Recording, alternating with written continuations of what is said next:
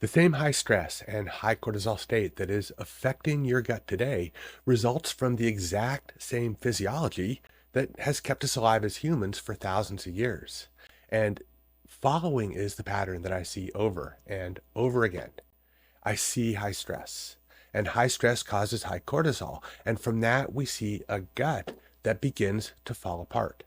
So in this video, you're not going to only learn how our physiology makes that happen, but you are going to also develop 3 actionable steps to reverse gut-based damage so you can practically start by the end of this video.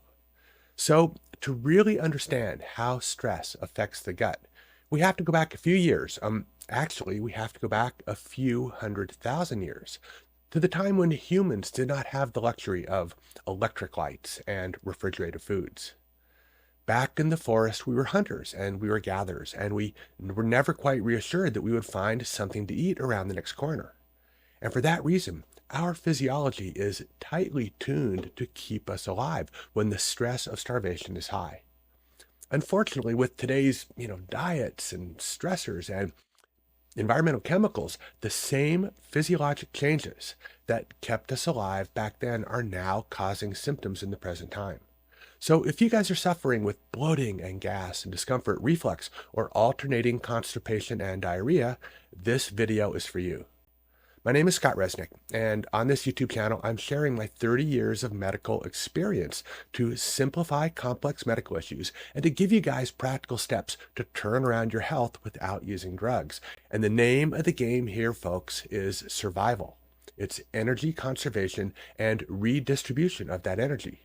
And cortisol is a key player. And as you know, it sits soundly in the second strata of the health system's pyramid, where it works in concert with the other 2 hormones, insulin and thyroid, to maintain our blood sugar. Because at the end of the day, if we are unable to maintain our blood sugar, we can't keep our hearts and our brain alive. So the question here is one of priorities. Because when stress is high, what does the body protect first? And then what gets put to the back burner? So now imagine our cave dweller. She's stomping through the forest, and it's been days. No, it's been weeks since she has found a solid meal, and she is in full tissue breakdown mode. Recall, cortisol is our primary stress hormone, but the stresses of a tiger jumping out of the trees or fighting a battle with the neighborhood tribe is pretty uncommon. But the stressor of not having enough calories in our blood was far more frequent. Our cave dweller is hungry. She's got no food in her belly. So then it begins to make sense that we shouldn't be sending blood to the gut. So high cortisol moves our nurturing blood away from the intestines to other places in the body where it can do more good. So now ask yourself, are there other parts of the digestion that might also be pushed to the side when cortisol and stress are high? And of course, the answer is yes. So high cortisol suppresses the production of our digestive enzymes.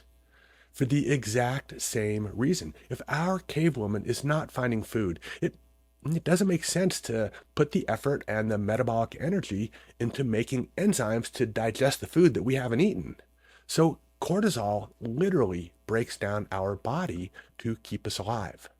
This includes our muscles, which are converted into amino acids. Our bones are our source for minerals, our fat supplies for energy, and finally our gut.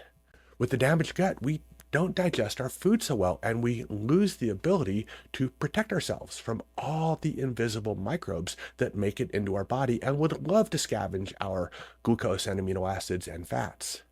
So high cortisol has been also shown to alter the microbiome. It favors the more inflammatory bacteria and leaves us with fewer of the beneficial ones. And finally, with chronic stress, we suppress the production of stomach acid, which further limits our ability to protect ourselves from the environmental microbes and dangerous chemicals. So now think about this. If you are purely in survival mode, do you build and strengthen and repair tissues, or do you conserve energy and use these saved resources? Our cave woman does not need to make insulin because insulin is a growth hormone that is released when we eat.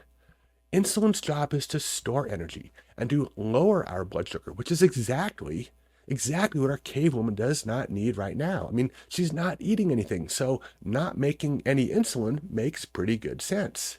And to ensure that all energy is available, cortisol additionally this suppresses the function of the insulin receptor. So even if insulin is made, it doesn't work that well. This further limits its effects.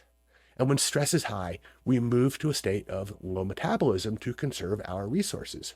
I mean, think about it. If you've got only a finite number of calories that are tacked onto your bones, you probably don't want to burn your engines at high speed. And here is where the thyroid gland, the third part of the triad, comes into play. So with high cortisol, we become more hypothyroid simply in the name of survival. And again, we are just doing what our physiology requires to keep us alive. So now with low thyroid function, digestion slows even further. Our gut becomes even more sluggish, and other barriers like the skin begin to break down as well. And this includes the lining of our gut. So ancestrally, when our predecessors found some food, these processes reversed. So when the primary stressor of starvation is ended by finally eating, insulin and growth return, metabolism and thyroid function return, and we go back to building and healing and to repair mode. So at the start of this video, I promised you guys 3 simple actionable steps that you can begin tonight to help offset cortisol-driven gut dysfunction. And be sure to stick around for the third because it's going to give you some bonus points with your partner. I can guarantee that. Now, the first step is to simply begin with your diet. The more that you guys can eliminate processed and packaged foods, the quicker that your gut will return to a state of healing. So one way to accelerate this is with the use of fermented foods, and here is why. So fermented foods contain higher levels of lactic acid, and this is made by a bacterial species known as, get this, lactobacillus. So scientists have known for over 100 years that as our gut becomes more acidic, we develop fewer symptoms and thus fewer diseases. There are so many options to increase these probiotic bacteria, starting with your diet. Yogurts and ripe cheeses contain these probiotic bacteria. How about sauerkraut and kimchi and maybe some kefir? These all serve to introduce these acid-producing bacteria into our gut. And best of all, they taste good. So see if you can incorporate some of these into your diet starting tonight. The second step is to assist the digestive processes. And there are several of you watching this video right now who are probably not making adequate stomach acid and adequate digestive enzymes because of high stress. So it's safe and it's easy to initiate a short course or a short trial of digestive enzymes. So look for a simple broad spectrum product. Take it with your main meals and see in the next day or two simply how you feel. This one supplement can be a simple and quick fix for many people. And the final step that our cave woman probably never got to experience, and it'll probably make you the hero with your dining partner, is to simply create a dining experience around the process of eating. This activates our vagus nerve. It means taking some time to think of and smell and prepare your food.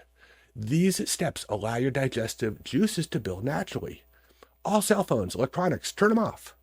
Dim the lights. Go to the local thrift shop and score some cool cloth napkins or candle holders to brighten the table. And when springtime hits, be sure to put some flowers on the table as well. So, maybe get some soft music on the stereo. Create an experience around eating.